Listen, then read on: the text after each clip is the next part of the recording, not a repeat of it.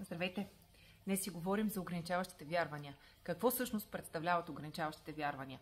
Това са вярвания, които ние сме си изградили, някои от тях в нашето детство, други от тях на по-голяма възраст, от събития, които са били травмиращи за нас и са оставили отпечатък върху нас. Ограничаващите вярвания можете да си ги представите като една стена, която ни пречи да бъдем най-добрата версия на себе си. Ограничаващи вярвания са вярвания от сорта: аз не съм достатъчно добра да направя еди какво си. Аз не съм уверена в еди коя си ситуация. Ако направя еди какво си, хората ще ме хейтят или пък ще си мислят нещо. Това са вярвания, които наистина ни спират да действаме в моменти, в които имаме потенциал да действаме. Най-често те се появяват вследствие на начина, по който са ни възпитавали нашите родители. Какво обаче може да направим с тези ограничаващи вярвания? Аз в миналото, може би и до ден днешен, имам такива вярвания.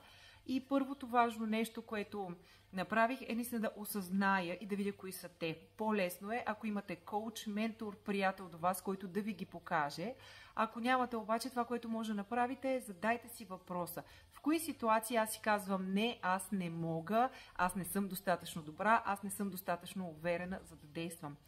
Разгледайте ги тези ситуации, може да си ги запишете, защото това ще ви помогне още по-добре да осъзнаете кога точно се появява това ограничаващо мислене. Запишете ги, погледнете ги хубаво и си задайте въпроса: това наистина ли е така? И аз всеки път ли се провалям? Всеки път ли нямам уменията да свърша нещо? Или това е било единствен път? Или това е моя мозък, който си играе с мене и ме спира да не направя някаква грешка? Грешките са нещо нормално. И дори ви да не се чувствате готови на момента, кажете си: аз все още не съм достатъчно добра, за да направя еди какво си. Но това е все още. Аз съм на път да стана по-добра. След като си запишете и след като си зададете въпроса наистина ли е така, направете точно това, което е обратното. Ако ви е страх, например, да говорите пред хора и си казвате: аз не съм достатъчно добра да говоря пред хора, нямам дар слово. Кажете си: добре, ще направя една малка стъпка в тази посока, за да тествам и за да видя. Направете я. Дори да не сте достатъчно, да не сте идеални, това е напълно окей.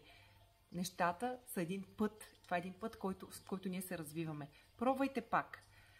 И използвайте всяка малка победа, за да захранвате вашата увереност и да се борите с ограничаващите си вярвания. Ако трябва да обобщя в 3 важни стъпки. Първата най-важна стъпка е да осъзнаете кои са тези вярвания, които ви спират и ви пречат да бъдете най-добрата версия на себе си. Втората стъпка е да си зададете въпроса: ама то наистина ли е така?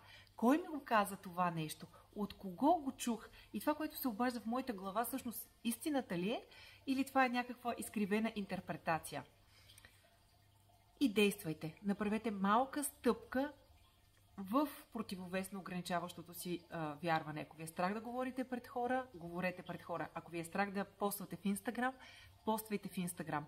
Не се плашете от лоши коментари и негативни. Приемете всичко това като един път и учете от опита си. Ограничаващите вярвания могат да са много коварни, особено ако са слепи, затова ви пожелавам да откриете вашите ограничаващи вярвания и да вървите срещу тях, да ги превъзмогнете и да бъдете най-добрата версия на себе си. Усмихнат и позитивен ден!